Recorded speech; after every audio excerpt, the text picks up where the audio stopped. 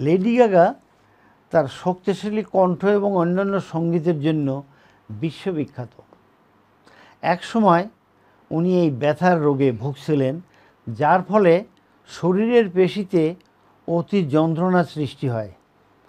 একাধিক শোয়ে অংশগ্রহণ করতে গিয়ে পায়ের সমস্যাও আরও বৃদ্ধি পায় এই লেডি গাগার। গাগা একসময় শিকার হলেন গুরুতর পায়ের ইনজুরিতে, যা তাকে শো করতে বাধা প্রদান করলো এবং অনেক শো করতে পারলেন না।